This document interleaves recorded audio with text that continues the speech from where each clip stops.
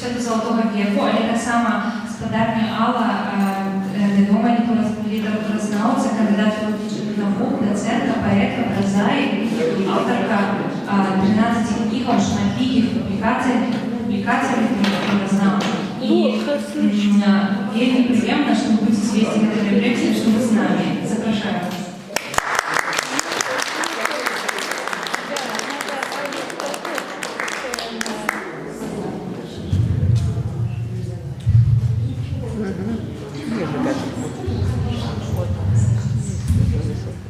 Попробуй, Алла, вначале.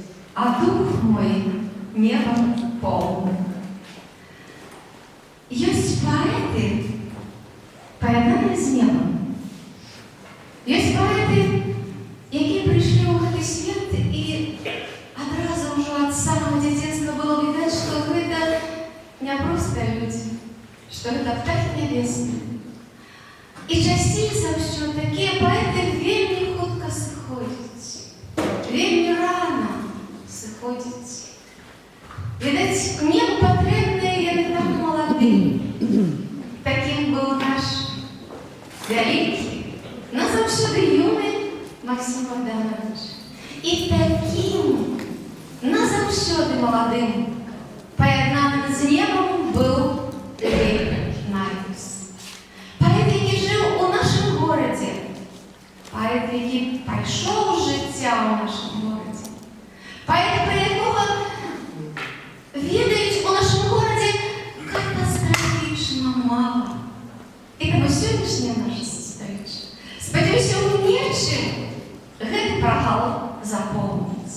Для вас, шановні, заповнить. Лев Найдус, городенський, яўрэйскі поет. І першим акордом нашої зустрічі нехай стане пісня, акорд музичний. Натурально, що гэта пісня на верш Лева Найдуса. А проспіває її наш шановний бар, наш гость, який часто в нас буває, спадар Олесь Закревський.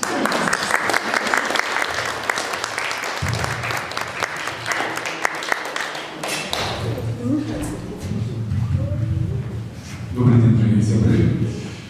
Дякую, по-перше, за запрошення на эту вечерню цікаву презентацію. І, конечно, вот этот верш, напевно, один з таких самых відомих вершів Найдуса, перекладе Анатолія Прусевича. Вот это время, что он сам тут присутнічає. І, напевно, я б назвав этот верш Найдуса як гімн поэта. Там есть такие слова, что все его царство, это слово, верш, его подданные, его слуги, кому мне здається одні з таких центральних вершів, характеризує нову поезію Лева Найдуса.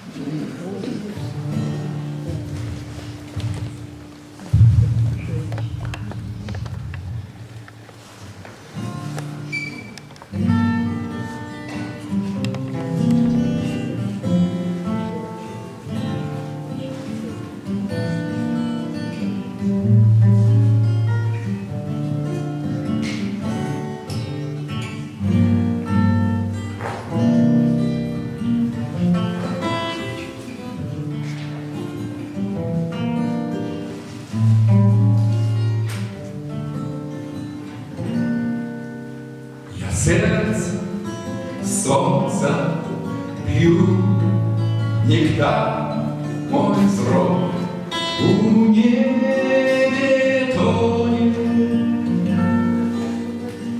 Я молодым, пригожим хоть голод не укоронит. Я молодым, пригожим хоть голод не укоронит.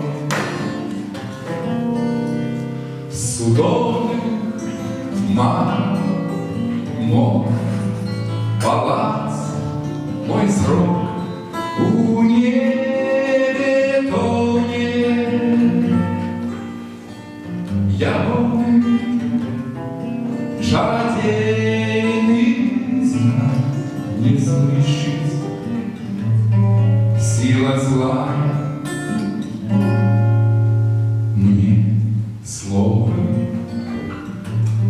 слуги и сны, а верши моя свита.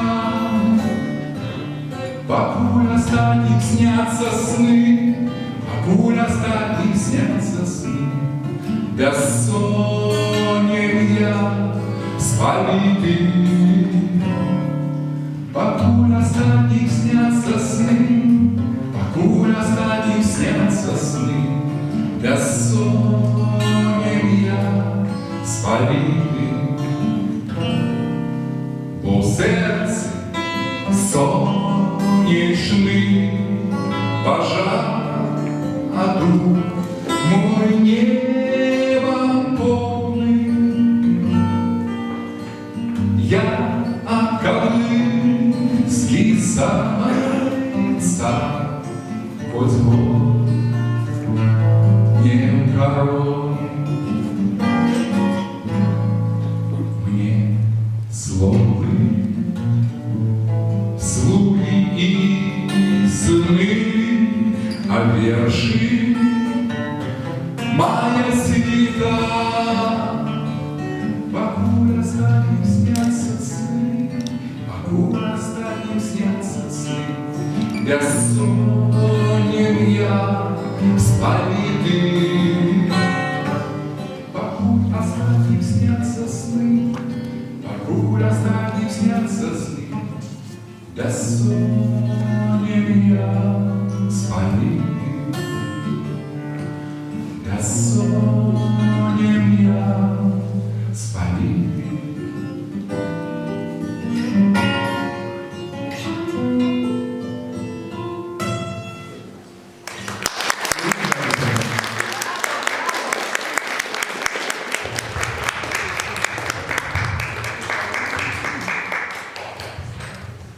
Історія вертання ім'я поета і ягоної творчості – це особна тема. Але сьогодні вона червоною ниткою пройде през усю нашу зустріч.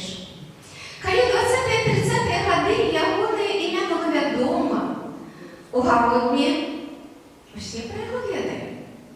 І вшанували, і помнік на могилі був поставлений, і у Варшаві було зібрано вельми много матеріалів, опікувалися такими матеріалами, книги виходили. То починаючи з 40-х годів, все сталося інакше. Були некоторі спроби у 50-ті годи, ще 10, але вони були вельми такими каменними. І ім'я поета не вийшло ніяк далі поза некілька особов. А ось уже починаючи з кінця 80-х годів, у Городні ім'я поета зазвучало. Дякуючи ось гэтым особам, яны вернули Городні, белорусские Городні, так скажем, ім'я Лейба Найдуса. Гэта найперш Алексей Нечипорович Карпюк, той, який опікувався усімі, той, який збирав усё по крупинках, де тільки що ёсць, і натуральна, што ён не мог обмінуць гэта ім'я, творчасць Лейба Найдуса.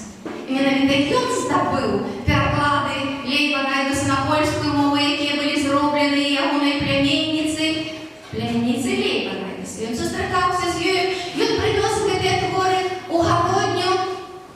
А пасля, калі яго не стала, гэтай спадчынай пачала апекавацца ягоная жонка Інна Анатольевна Карпюк. Вось на здымку яны побач маладыя. І памятаю, канферэнцыя прысвечаная Міцкевічу, але там така шырокая, гадзеншчына сюды ўваходзіць, і толькі 2 асобы у секцыі, а секцыя вялікая, чалавек 20, толькі 2 асобы робяць даклад па-беларуску.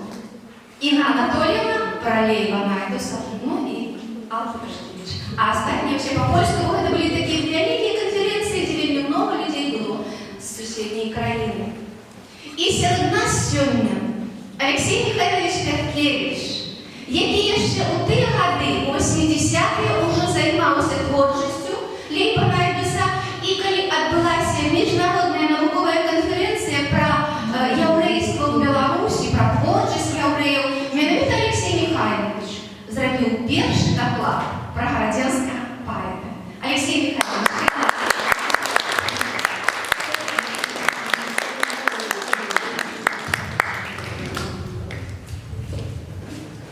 Некалькі слов про евреев.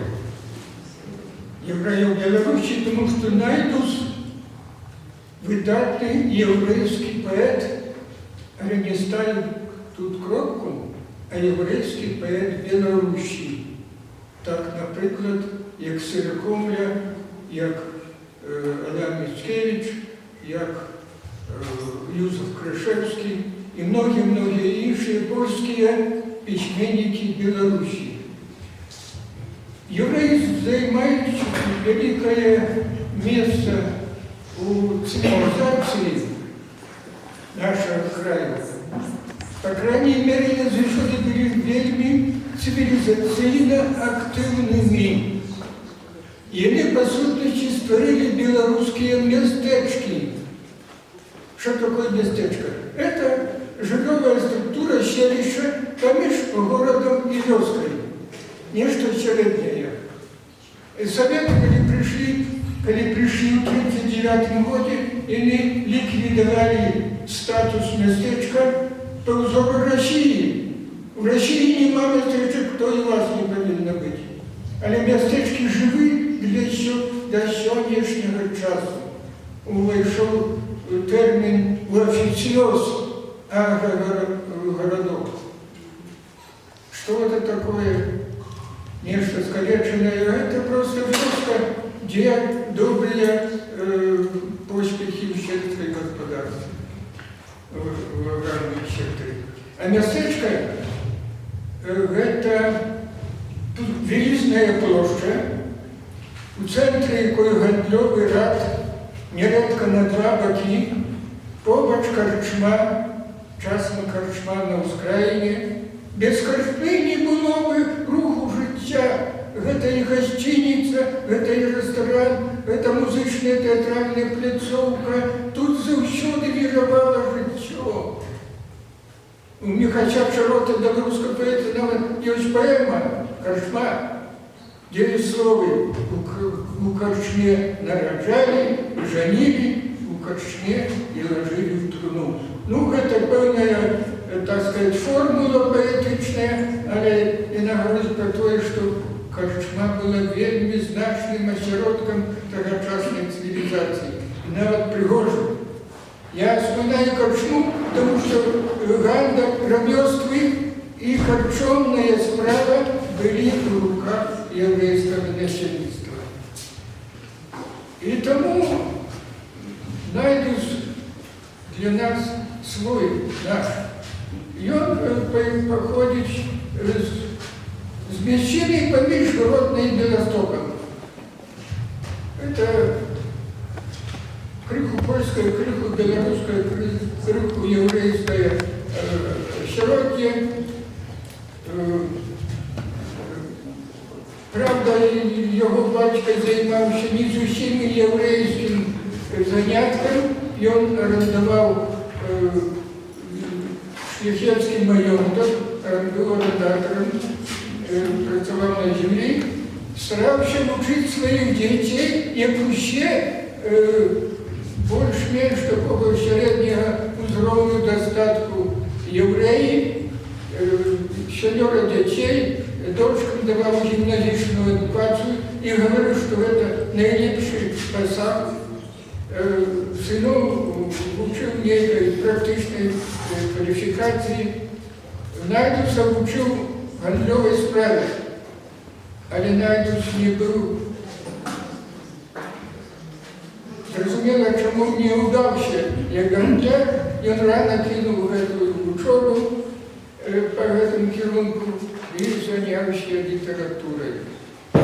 И он прожил 28 годов, але поспел шмат зробить.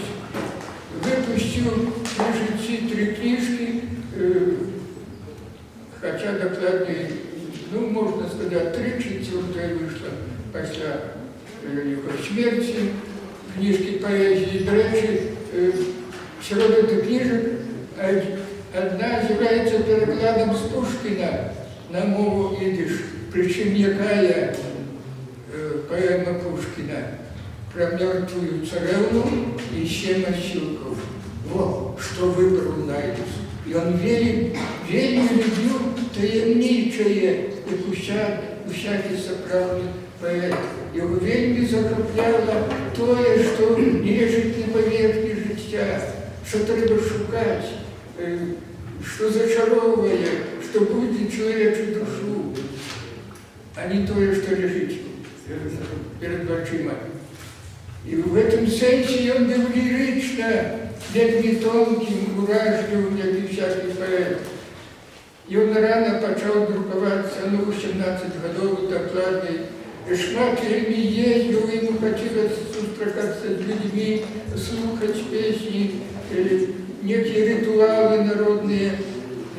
Выступаў я многа ў Беластоку, і ў Вільні асабліва, і ў розных мястэчках, якіх у Беларусі, дарэчы, вельмі многа было, і сёння застаецца вельмі многа такіх местачковых цэнтраў.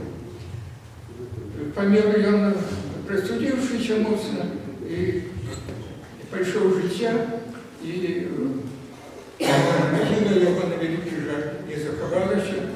Яна была там, дзе сёння знаходзіцца стадыён «Дынама», дзе былі вялікія яўрэйскія могілкі.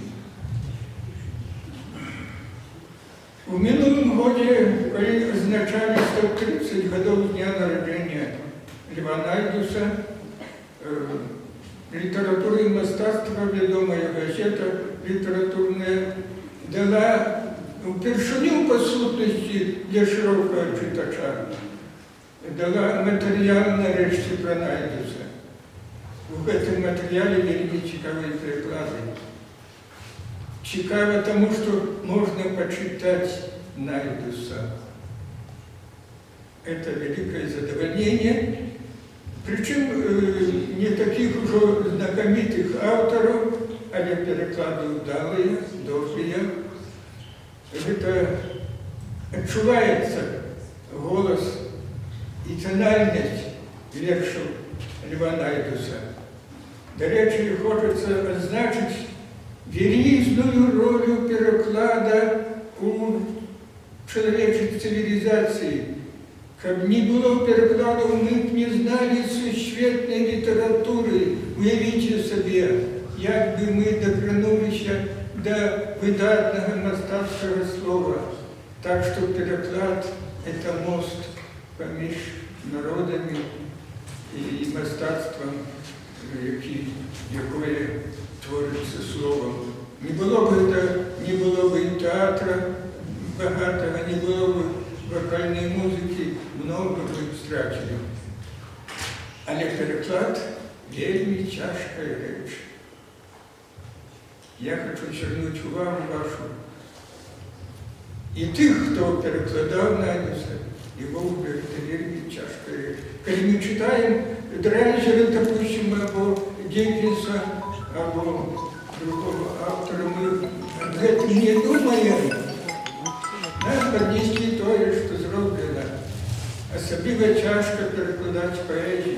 Треба вельми добре відчувати дух автора. Але є певні крайності у перекладах. Про це добре сказав Валерій Брусов.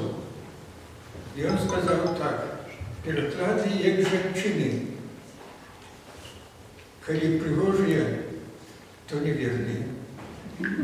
Коли верні, не пригожі. І в гэтым ёсць глыбокая ісціна. Напрыклад, сонеты Шекспіра выдатна перадаў па-руску Маршак, Самуил Маршак. Его настолько элегантные, что просто зачитываешься. Але Маршак вельми далеко отошел от Шекспира и попрацаваў на користь своего властного мастацкого реноме, показал, вот як я могу, а Шекспир здесь остался. На белорусскую мову переклав того, что те же самые сонеты Шекспира переклав ведомый наш поэт Владимир Дубовка. И он вельми близко подошел до Шекспира. до тексту його, але на великий жаль, по этой причине вимушений був нечим пограшити у мистецьких відносинах. І його в мистецьких відносинах, як поетичні з'яви, вони трималися слабоватими. Хоча Шекспір вельми близько. І гэта кепска, і гэта кепска. Так що тут потрібна певна середина, а головне, треба ведати добре поета, чути його. Перекладач сьогодні, як правило, з порядковника, тобто знавця мови, перекладає прозаїчно, а поет вже всюди його можливості переносить поетичний текст на свою мову. Після смерті Льва Найдуса в 1928 году у Варшаві видали 5 томов його творчості. 5 томов. Пізніше, в 70-ті роки, в Латинській Америці вийшов однотомник. Місцеві ентузіасти поети видали. І все. Після цього Найдус стал забываться, и по сутности он неведомый. Але он належить до тих поетів, які, проживши мало, зробили вельми много, бо мели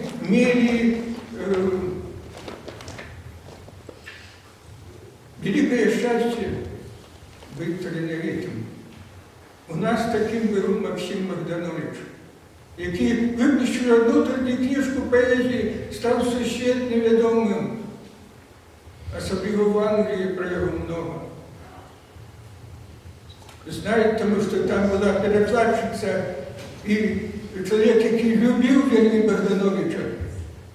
На англійську мову вона переклала много, і много популяризувала його.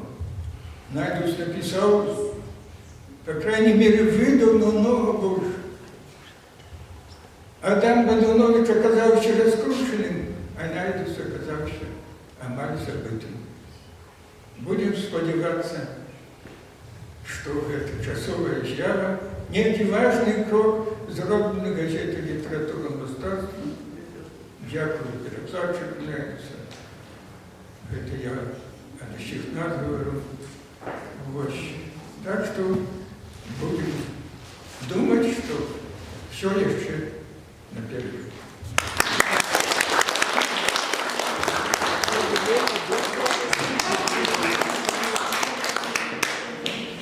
Сябрина, сьогодні ви маєте просто унікальну можливість у одному місці бачити, вітати усіх, хто мав дочинення ось до цієї публікації. Олексій Михайлович вельми стипло так сказав. Ну, поэты там такие неведомые, но я уже не неведомые. Мои дорогие, среди перекладчиков Анатолий Брусевич, один из самых ведомых радянских поэтов. Среди перекладчиков Павел Соловьев, ну хто його не ведає, правда? Урешті, аж ви такі, ну хто її не ведає, так? Але самое головное, и что так самое для меня важно, а промову до этого зробив сам Алексей Михайлович Пяткевич. То есть огородний Лейб Найдус живе, буде жити. Зрешти, завжди один чоловік робить велику справу. І ось цю велику справу зробив той, хто зараз вийде сюди на цю імпровізовану сцену. Це Павел Соловйов, поет, перекладчик, музика. І, звісно, Тетяна Соловйова, наш бард. Вітаємо їх.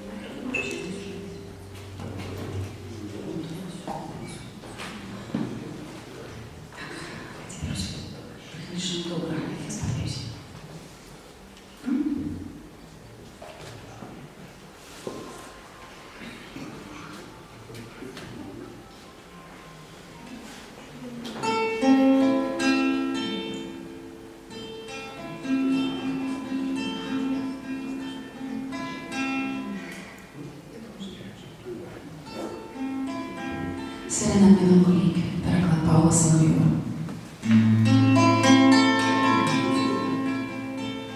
Смрок упал на зелень листья, фиолетовый мглистый, круг забыто взял вдали.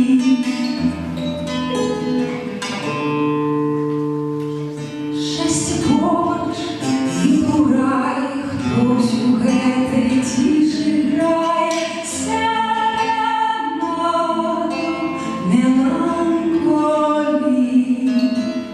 Чуєш геть гук цудовий, надріжальний струн подол. Вся тишина, ніби през шкло, і лагучний голос скрипки, і плиє по саді зліпка зору тьмяне світло.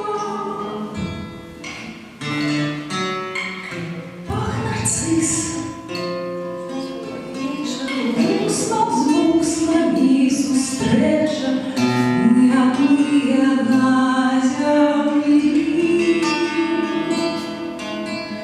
Будем рядом, будем поруч, наполняє звуком помощь серенад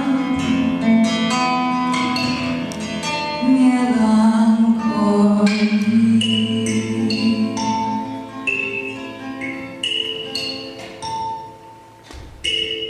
А я поспробувала вже робити терапітінг. Не трималася.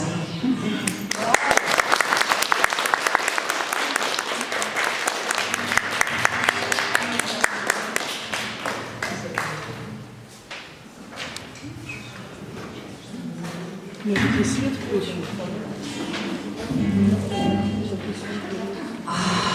У народному стилі так само переклад Павла Соловйова.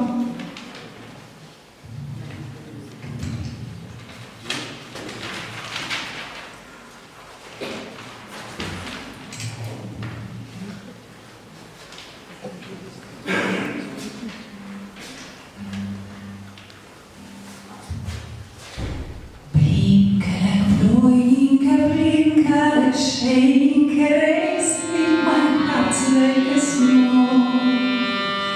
Punkt oder säkere, bräunige, oigere, kommende, verlor. Wasser leckinge, Wasser stinke, nur nicht übertrieben. Punkt oder säkere, mein Teil, liebe Kind, oh, ihr Lieb.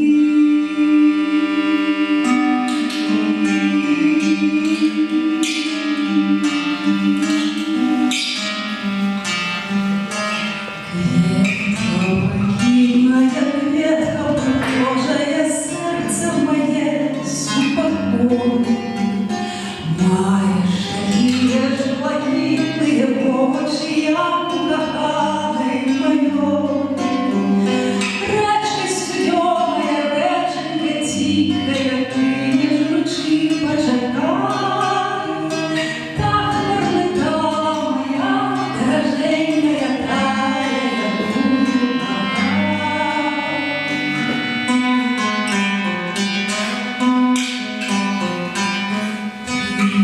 Давай, кушаняточка малая, смутно без песни стоит. Так же спевала мне милая девушка, сердце мне скука угоняет. Вы не шумите, вы прямо зеленые, рано мне не загореть. Так же шумите, листья грязь, волноводка, где в тишине спит. Так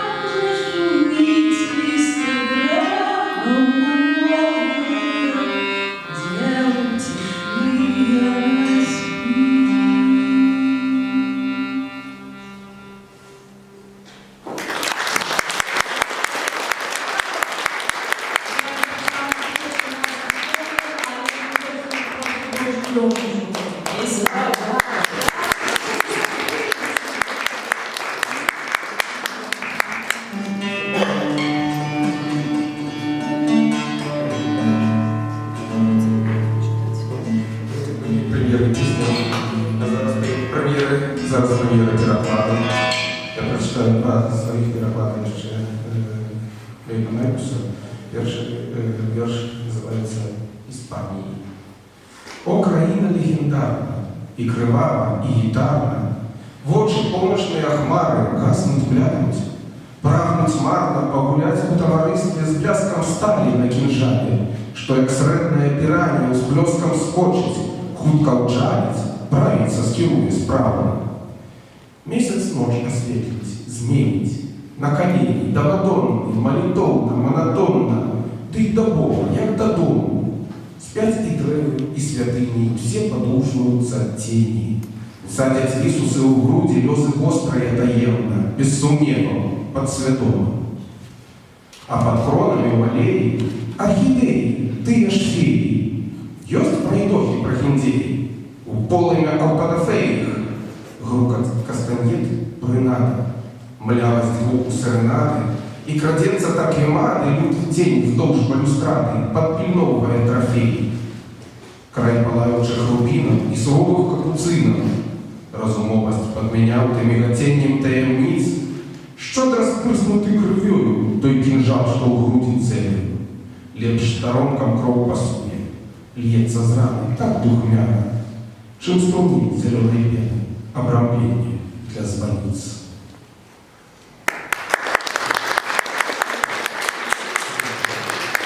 Я вірш іспанському народу, а зараз я прочитаю переклад вірша моєму народу.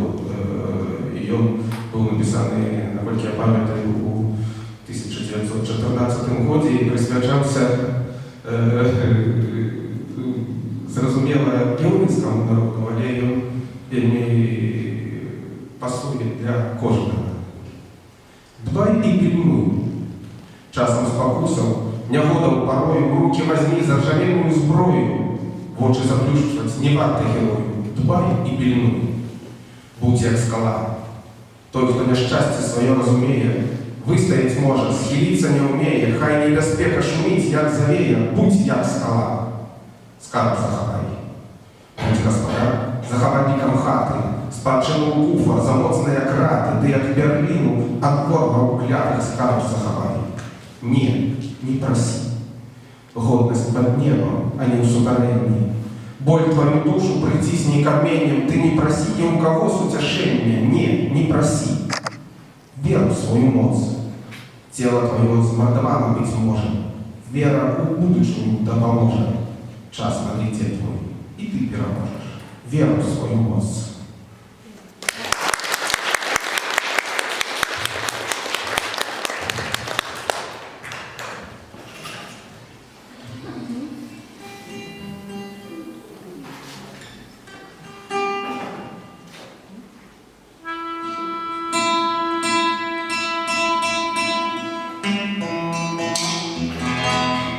Венецианские мотивы, перевод Израиля Николасова.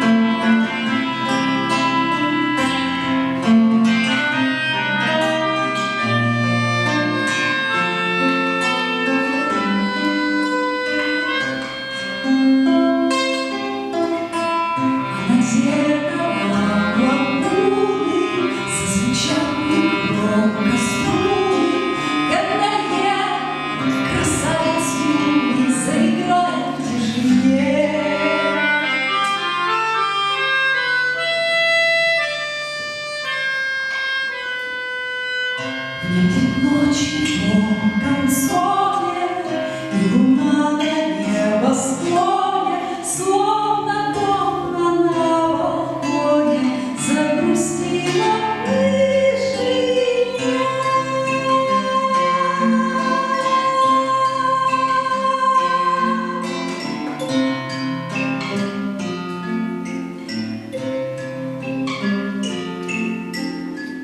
Слушай, третий канал, światło oderwały, zwischen Armen Portalen, auf den prächtigen Raum, auf die wunzige Fassaden, auf Profil von Balustraden, Pizzen silbernen Xaliaten, alle ohne dicke Raum.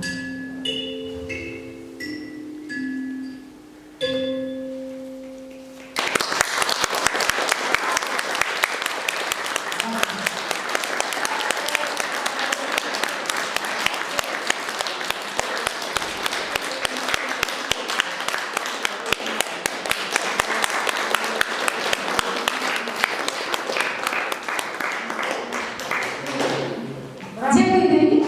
Гэта былі Таццяна і Павел Салавёў.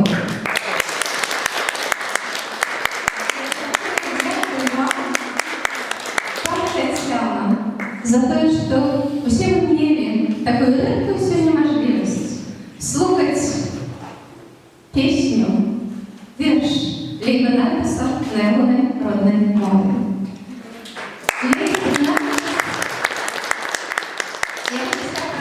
Абрамсак, для чаго я прапанавала вам гэты здымак. Якое шчасце, што гэтыя здымкі захаваліся. Пра тое, што Лейбенальтас жыў тут, у цэнтры горада, вы ўжо ведаеце. А дзе гэтая вуліца? Пясчаная. Яна тады называлася Пясчаная. Дзе яна, хто ведае? Аўстрія. Многія ведаюць, а пасля сённяшняй сустрэчы будуць ведаць усе. Праходзім універмаг, першы паварот направа, и мы уже идем по этой узенькой вулочцы, былой Пясчаной, сегодня Лейбенальтас. Ведаеце, калі я иду там, поруч, у меня заўсёды перад вачыма такі малюнок. Ну як сыходзіў жыцця Лейбенальтас? Ён і так быў здароўя, неасілкава, хварэкі, як, в прынцыпе, многія паэты, ну і матэрыяльнае становішча, якое было, бацькі ўжо дапамагаць не маглі. Все гэта спрыяла таму, што ён яшчэ у часе вандроўкі нейкай, было много вандровак, літаратурных сустрэч, як мы сёння кажам, падхапіў дызентрыю.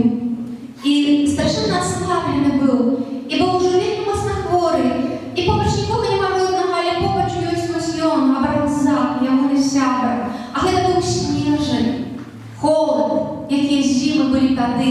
Сёння крышку адгукнулася, правда, не ў снежні. И мороз страшенный, и снег, и завея. И сябар разумее, что трэба ратаваць паэта, что трэба ратаваць Лейбенальтаса. Як ты можа яго давесці куды да шпіталю? Я вось яшчэ не ведаю, дарэчы, можа, Павел, вы ведаеце, да якога шпіталю ён яго вёз? Да того, што наступраць, што на Светлага сёння вось там быў яўрэйскі шпіталь. Карацей, ён яго павінен быў даставіць туды на чым. Гэта ж не сённяшняя таксоўка. І ён вёз яго на санач. Вось я недзе прачытала, што ён яго там на саначкі ўсадзіў і вёз на гэтых саначках. І калі-небудзь пагородні будзе злавелі, будзе холодна, будзе снег, і вы будзеце ісці каля гэтых вуліц, узгадаеце, як сябар вязе ратаваць свайго сябра. Але ратаваць ужо было немажліва. Адсюль на 28-м годзе жыцця такі ранні сыход. Сёння у нас яшчэ один знакомитый поэт, не боюсь этого слова, поэт, чье слово вы уже чули, бо песня першая, якую выконаў спадар Алесіна верш Анатолія Брусевіча. Мало того, что ён пераклаў гэты верш, і што гэты верш цудоўны, і што пераклад цудоўны, але запомніце, ён першы з гарадзенскіх паэтаў, хто пераставіў верш Лейбенальтаса на беларускую мову. Ну, чому я дуже не з беларускіх, тому що був Максим Танк. А Максиму Танку хто дав верш, як переклав? Алексей Картук. След завжди з Гародні. Значить, Анатолій другий у Білорусі, але перший у Гародні, хто зробив переклад. І яшчэ, што ён першы зрабіў. Бачите, сьогодні вже кілька разів гучало. Ліп найдусь і побач хто? Максим Богданович. Або наоборот, Максим Богданович і побач Ліп найдусь. А упершыню такое важкое, грунтовное литературознавчее слово про Фрейда сказал менавіта Анатолий Брусевич, який написав артикул про єврейську культуру, літературу у контексті білоруської. І там у його менавіта висвітлює роман. І там далі. Анатолій Брусевич.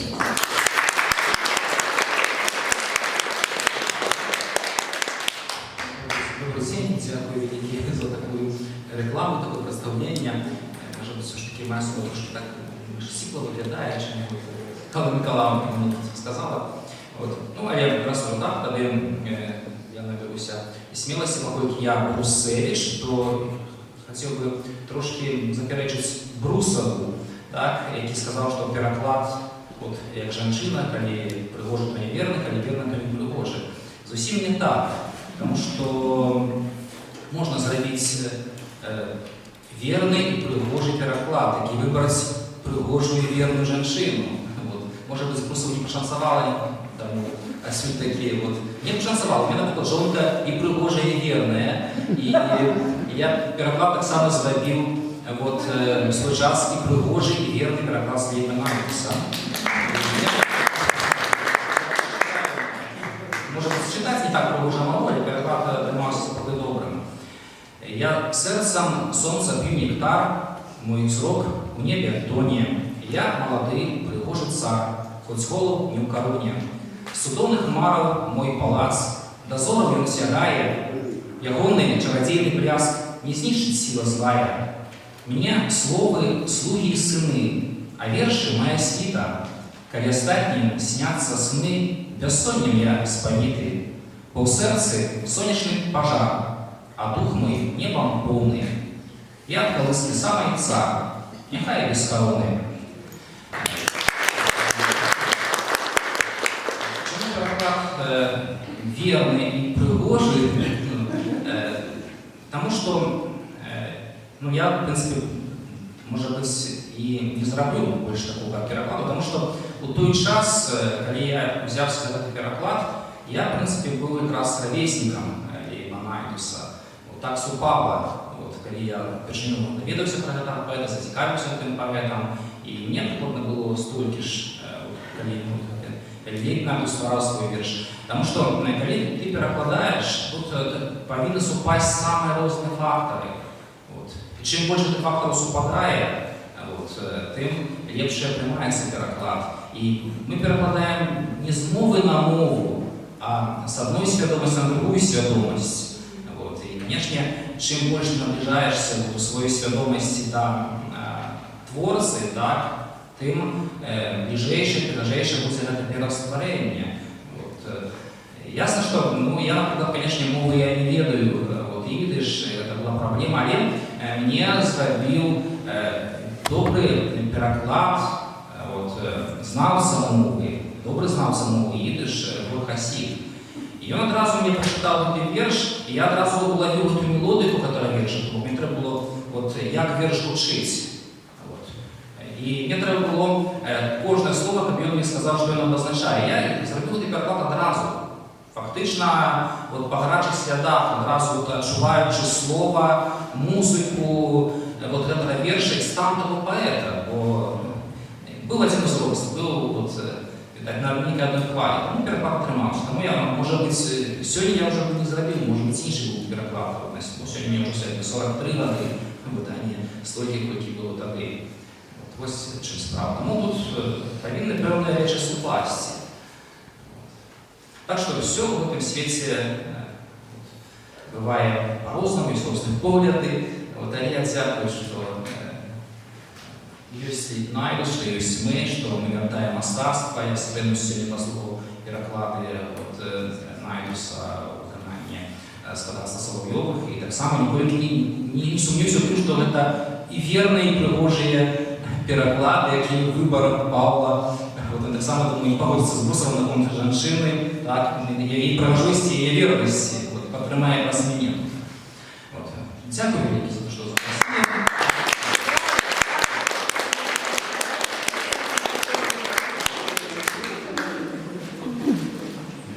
Господа Анатолійович, поглядіть, будь ласка, уважно на цей співак. Можливо, не всі ще його бачили. 1923 год. Варшавский скульптор Абрам Асшега зробив помник. Открытие помника Лейбу Найдусу на новых еврейских могилах. Это был не случайный помник. И он башня был сдалеку. Это был белый анел с надломанными крылами. Что здарилось с помником? Что здарилось увогуле с еврейскими могилками, вы все ведаете. На их месте стадион. И это, я так лечу, была одна из таких культурных трагедий, если можно так сказать, культурных трагедий культуры нашего города. Бо могилки – это не просто место захования, это и место культуры так само. И целый этот пласт был знищений. Андляницкий, Андрей, по-моему, Андляницкий, это ему належит авторство такой фразы: «Верши Лейба Найдуса спалили фашисты, а могилы его взорвали коммунисты». Фактично в наш час, 50-е, 60-е годы. И еще что было страшно, что плиты из этих могил, они ж використали на своїх будовлях, роблячи подмурки. Жахливо, напевно, жити у таких, приходять у такі будинки.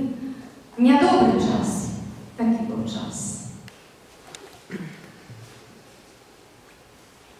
Нема аньола на той могилі, немає могили, нема аньола.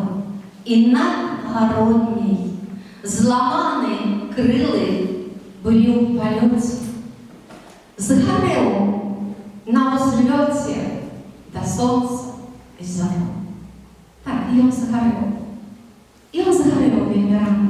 Але слово промовленное, слово написанное, слово талиновитое на гениальном уровне пробилось. И пробивается оно еще не оно так само есть, и оно учить. И оно уже укладено в книгу. І сьогодні, сябри мої, серед нас є ще одна особа, яка сьогодні робить вельми много для того, щоб ім'я Лейба Найдуса звучало, щоб воно зосталося. Це господарня Марина Шепелевич, яка кілька років назад провела чудовну вечерину у музеї релігії, присвяченої Лейбу Найдусу, собрала многих тих, хто працює на це ім'я, і яка сьогодні зробила книгу, про яку давно йшла розмова, про яку ви всі марили. Яна, по-перше, авторка ідеї книги про Лейба Найдуса, по-другое, її вкладальниця, по-третє, редактор, по-четверте, авторка промови. І так, Марина Шепелевич, про свого Лейба Найдуса.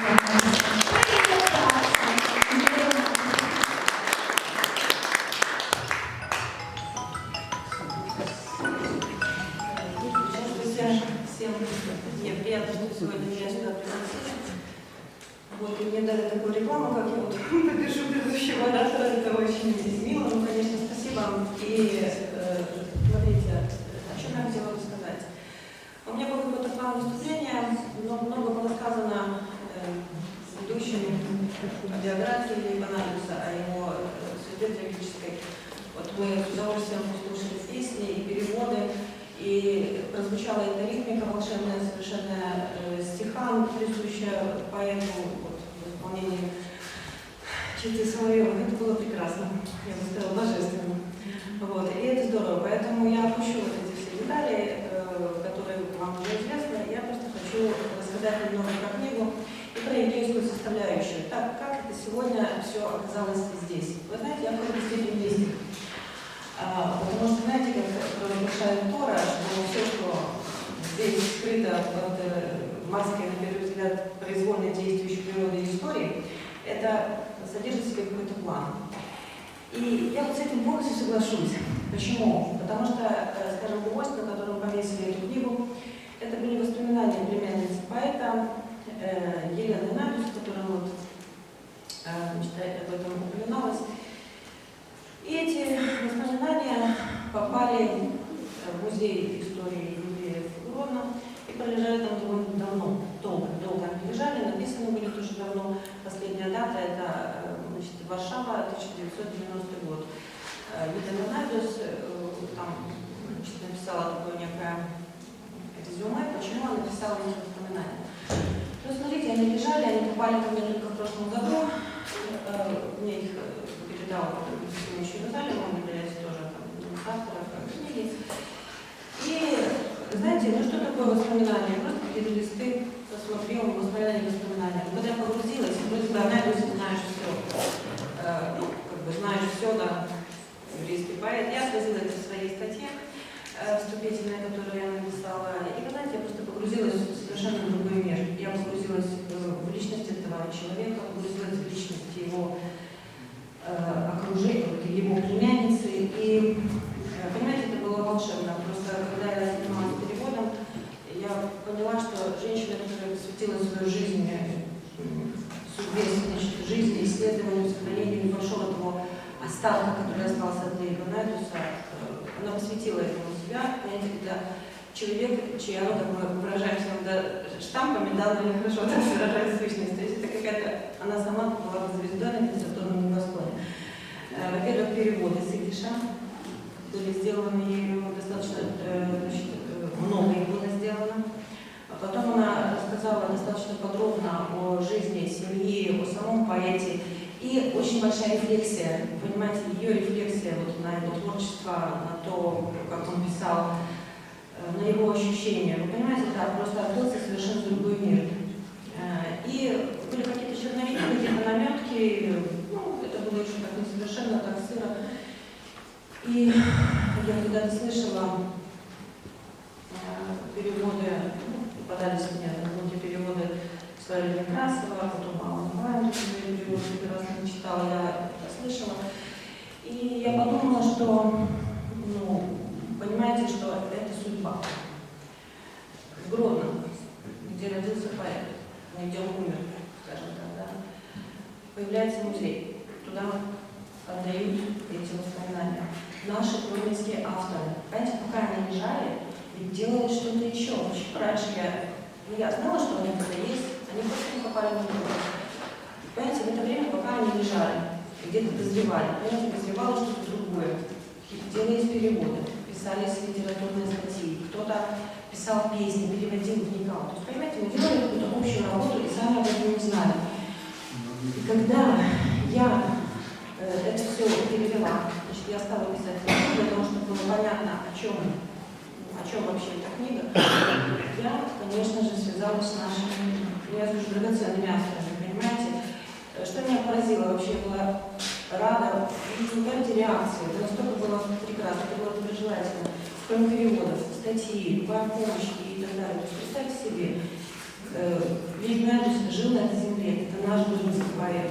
И наша книга содержит не только воспоминания о племяннике, которое стало ключом, понимаете, к пониманию того, что нам осталось, потому что то, что мы имеем, это разрозненные какие-то фрагменты, потому что последнее издание его сохранившихся стихов, это было в Буэнос-Айресе 1972 года, то есть представляете себе, да, откуда черпала свои источники там Леви Леонардус. Понимаете, вот это наша местная, ну, скажем, аура. Понимаете, это люди, которые не только вникли в этого поэта, в его судьбу, они его полюбили. Во-вторых, они понимали любовь Леви Леонардуса к нашей земле, потому что сами гродненцы. Понимаете, и это просто создало сплав того, что сегодня мы получили. И, ну, я там себя, как говорится, очень не знаю, личность у меня нет, но мы просто авторы-составители, да, я там написала опять-таки статью, все это систематизировала, это связывала со всеми. Вы понимаете, это именно такой вот коллективный труд, который воссоздает портрет, ауру и, ну, значимость, я бы сказала, этого поэта. Плюс еще мы включили туда переводы на украинский язык, тоже, который сделан из идиша. Единственное стихотворение Леонардуса известно, по крайней мере, на русском языке. Связывались вот с упомянутым Исраилом Некрасовым, тоже он очень желательно отнесся, он лично мне предоставил свои переводы. И получилось так. так, что было желание сделать что-то наше, знаете, родное, местное. Не как-то перепечатать уже из известных источников, да, прекрасно, это тоже можно почитать, это все замечательно, люди что-то делают. Знаете, и вот это все объединилось под названием «Я сердце, солнце, пью нектар», мы перевели просто строчник перевода Анатолия Гусевича.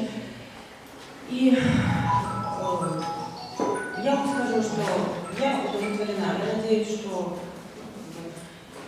в прочих равных условиях там все удастся, потому что книгу уже отправили в Минск, и, к сожалению, она планировалась, вернее, она отправилась к счастью, да, десятилетия. Но и обстановка у нас в издательстве по-любому, и так далее, все вы знаете, да, то есть это все отодвинулось, но я вам скажу, что вот я говорю, я мистик. Почему я мистик? Потому что пока она там еще лежала за закромах, еще Павел Соловьев прислал то, что они сегодня пели. Потом что мне удалось уточнить, ну, какие-то фактические данные, да, то есть у меня было время чуть-чуть покопаться, где-то что-то. И, понимаете, вот сегодня, вот на сегодняшний день я понимаю, что вот книга в том виде, в котором она есть, может быть. Да. Я думаю, что, возможно, мы продолжим не работу, будем ее расширять, переиздавать, это наше право. И смотрите, хотела прочитать высказывание Залмана Рейсона. При жизни поэтому не суждено было услышать слово одобрительной критики, признания среди литературных авторитетов. Молодой поэт должен был воспользоваться лишь восторгом еврейской молодежи, главным образом студентов, которые знали его блестящего чтеца собственных произведений. И будучи гениальным автором, молодой великого Наймуса выпала такая доля, когда, представьте, оккупация немецкая, голод, разруха, города оторваны друг от друга, коммуникации совершенно никакой. И вот он ездит, поддерживает все близкое к смерти, читает какие-то лекции, свои стихи и так далее. А все свое пишет стол. Пишет стол. То есть, получается, все, что было издано, уже было издано после его смерти. Вот такими блоками, как уже рассказывали, да, 20-е годы в Варшаве, потом это были 30-е годы, потом в Аргентине были изданы сборники его стихов, плюс критическая статья и так далее. В 1991 году у нас уже есть культурное общество имени Лейба Наймуса, уже написаны воспоминания для анализа, они уже лежат ждут своего часа, и начинают творить наши авторы. То есть представьте себе вот эти вот пути, которые сошлись где-то в одной точке. И я думаю, что это на самом деле мистика. И знаете, когда я анализировала путь восстановления наследия Наймуса, мне очень запало в душу то, что сказала о нем Валентина Наймус, его племянница еще одна. И в своей статье цитировала Анатолия Горбюк. Парадоксально, что то, что созревало и создавалось здесь, на нашей земле, воскрешено и служит духовной службой где-то далеко. И это истина, потому что этот памятник, который мы видим, кстати, автор этого памятника погиб в Треблинке, он вообще был известен, этот Абрахам Асшега, тем, что он делал могильные группы и так далее, то есть у него была своя специфика, да, как у автора. Он погиб, его крылья тоже были надломлены, и старожилы города, конечно, возможно, помнят этот памятник, как он возносился этим кладбищем. И потом был поставлен кинотаф на Варшавском кладбище. Это значит, ну, кинотаф — это памятник над несуществующей могилой. И я хотела бы вам прочитать два перевода, которые, ну, мы поместили фотографию этого кинотафа. И какая там надпись, и я привожу здесь перевод Елены Найдус на польском. У нас книга трехязычная, поэтому мне придется переводить на польский, с польского, на белорусский. Ну, хотя, конечно, не очень там, ну, по крайней мере, удалось мне перевести. Книжка давно скоро придет, и кто будет заинтересован, может ее купить. Прочитаю надпись, которая была на кинотафе на Варшавском кладбище. Она сейчас не существует. Żydowskie pienia ukochałem, gdzie w szczęście jest wmieszany ból, gdzie modlitewny głos sierocy zmienia się w radość dumny chór. Это перевод Елены Найдус, и я даже поместила перевод с подарками Аллы. Габрейские песни мне милы, тут радость и боль, и раплеть не скорость. для слез, сирот для могилы, изменяя неостриманная веселость. Я не посчитала нужно переводить на русский язык, потому что это прекрасно, мне кажется, все понятно. Просто на русском информация, что это кинотаф, а перевод от замечательных поэтесс, которая вот, и таким образом я написала.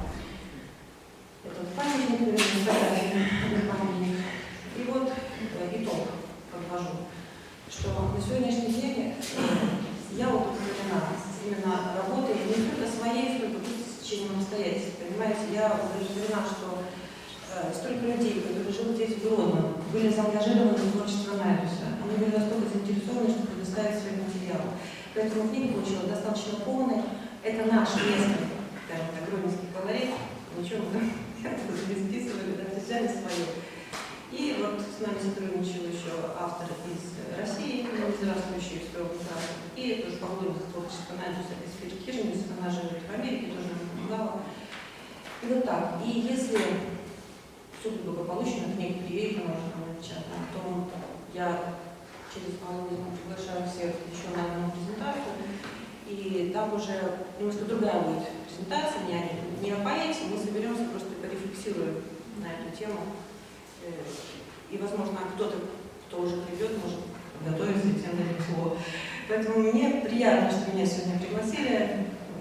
Я надеюсь, что наш труд востребован, несмотря на то, что очень много.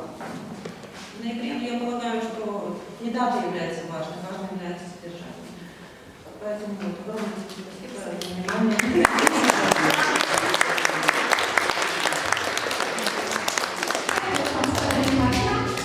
І всім чекаємо книгу. Вячеслав Петрович Курлович – наш частий гость. Неоднойче мали можливість слухати його, бачити його. Сьогодні так само у нас на гостях городенський поет, прозаїк Вячеслав Петрович Курлович.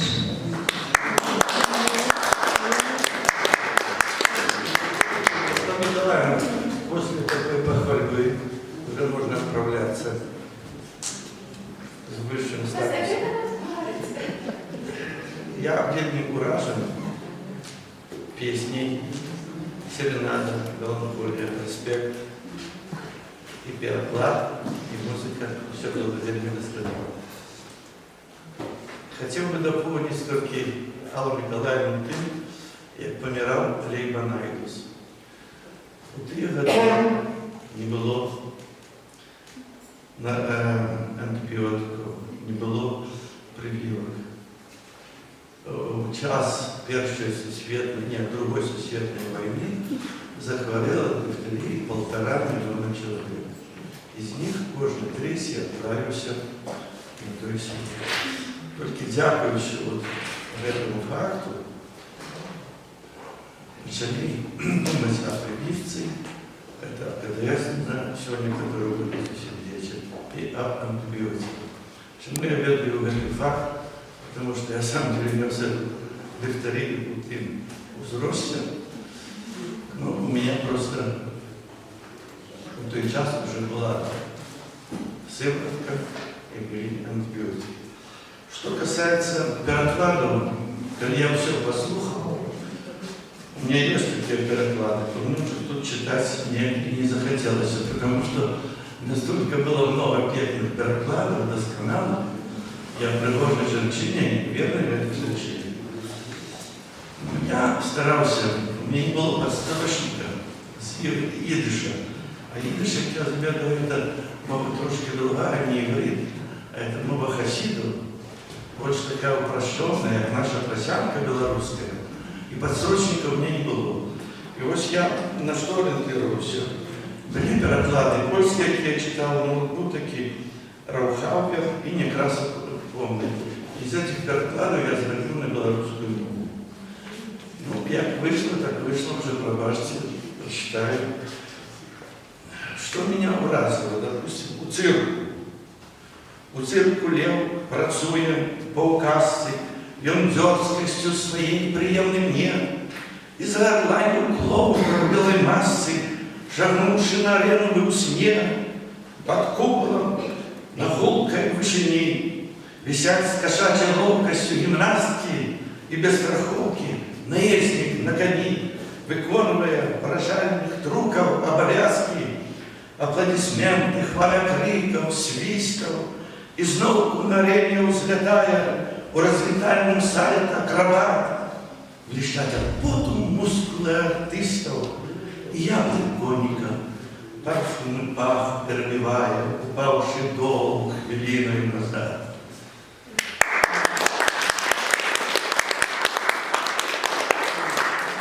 Застаться одному, забыться про мототы, свободу оценить на грани перемог. Такайское вино, вядомо ж не наботи, цигари тонкий дым и верный друг для ног. Застаться одному, нехай шалеют стюжи, а за окном звенит свободная гитара. Але в одиноце мне мроется знаружи, и лебедем плыве, ни здесь, ни на мара. Застаться одному так хочется, поверьте, навеки скинуть груз, вернуть его беде. Пустая марность вновь не стукается в сердце, але не звали гость в дом не попадет. Ну, еще маленький, трохи такого. Я не знаю.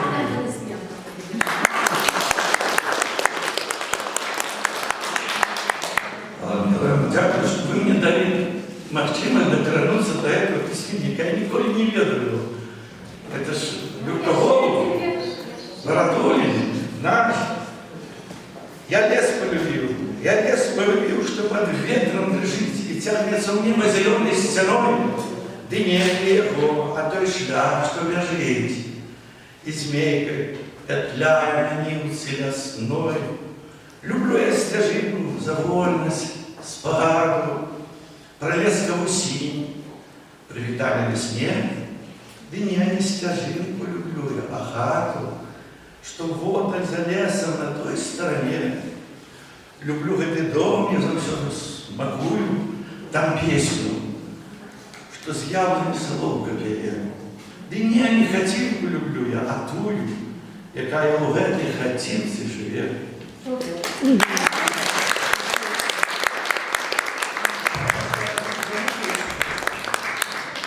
Николик, ось такий вірш. Це єврейські, якби, галашення, а може бути, жванецькі монологи, чи жидовські такі були. Ну, мені подобається такою монотонністю. Своеобразный вірш Лейба Найдуса, Николик. У гэтым саде мы гуляли, но годки росные до столи. А ці убачу знал тебе я, шепочу древе мне, Николик. И помню голос твой пящотный, и рук тепло в главной роли. А ці почую знов твой голос, шепочу древе мне, Николик. Даряйте душу твоей Марі, у свете зниклої долі. А ці могу вернуть их сёння, шепочу древе мне, Николі. За світлих горя знов спустився у землю холоду і болю, а ці побачу сонце промінь, шепочу древе мне, Николі. Не ведаю, рази тут гучив венеціанські мотиви у перекладі Некрасова, і я може неловко. Читайте, прочитайте. Ну, как блудить брызг на пьедесталах и по мармуру в порталах, и сбудил в аду каналах под уздыхи ветрака. На парфирная колония, на фасадах был баллонин, суды судом извлеченных пиша месяца рука. Над люстерочком лагуны зазвездня пощётно струны. Гондольер, пригожий, юный, заиграли у тишині. Вдячна ночь його красоня, сонний місяць у короні, биться дома на балконі, знову сумує з вишині. Я старався в этом вірші заховати його метафоричність. Місяць уже стільки метафор має, вже в голову братує, але що він пише рукою, этот месяц в Короне, у Домі, 4 радкові, і в кожній є своя метафорична мова. Дякую вам.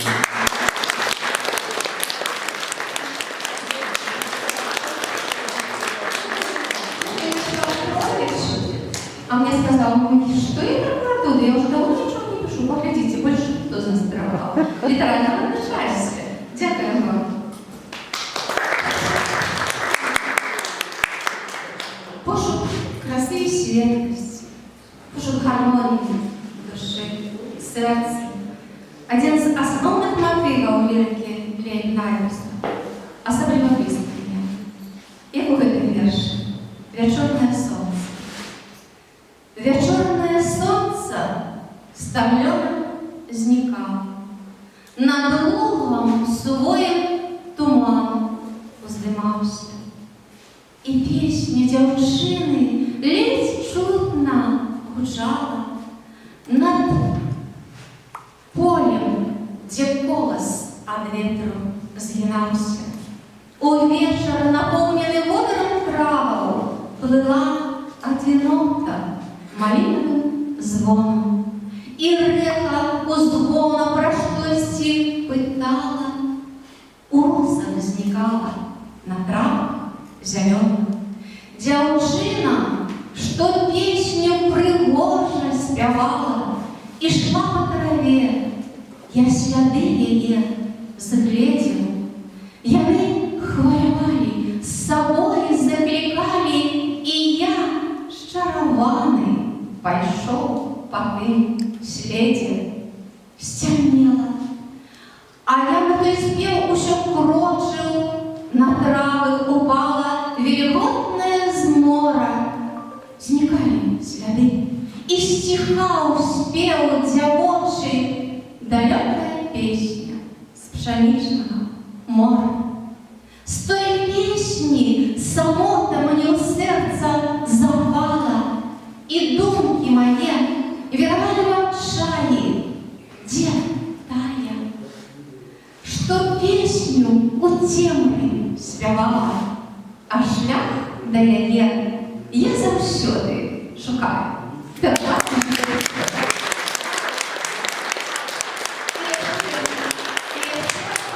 Один музичний твор, і знову спадар Олесь Закрылскі.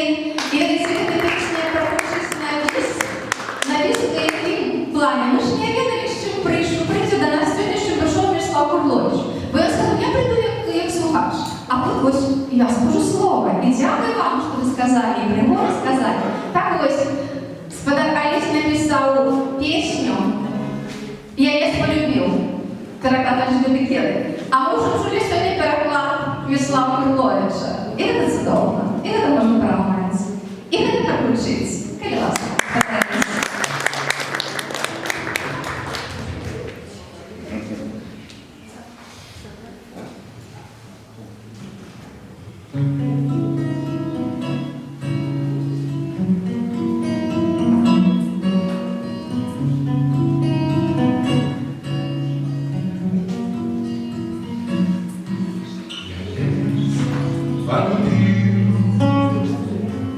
Ветром дрожит, и у неба им клеится зеленый станок. Не лезь стяжину, что змейкой вяжет, вихряет, гуляет уже весной.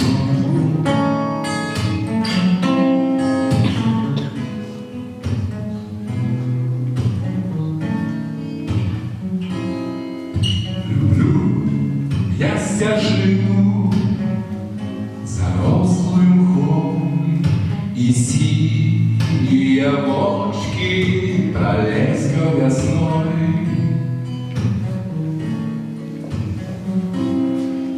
Ты не том, я всем сердцем люблю одну.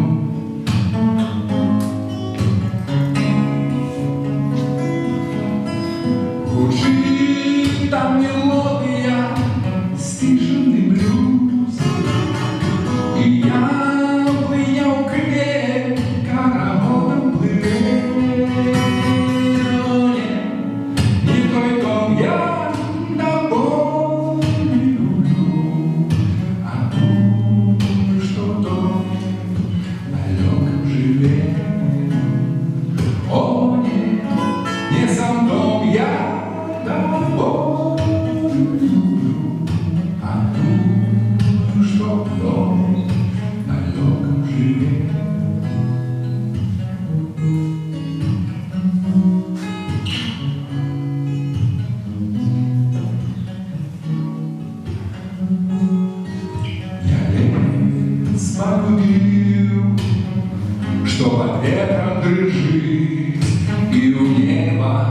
и греется зеленой стеной. Не лезь на стяжину, что змейкой бежит, лихая, гуляя ужасной. Звучит та мелодия, слышен и блюд, и я плыву перед каравозом плывет. Но не со мной я домой, а думаю, что в доме далеко живет. О, не со мной я домой, а думаю, что в доме далеко живет.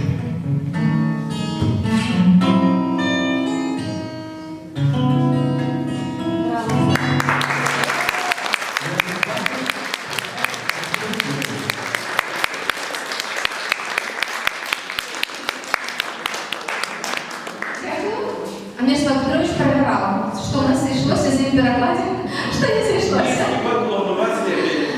Я считаю, что когда такое повертается ім'я Анатолій Селятицький, радянський скульптор, уже давно зроблений і бюст, і шита. Усього це чекає, але воно обов'язково буде. На вулиці були Пещани, на сьогоднішній вулиці Лейба Найлеса, куди ми зможемо і знову приходити. А нем, уздымаючи крылья, хочет обнять целый свет, высится над могилой, где похованы поэт.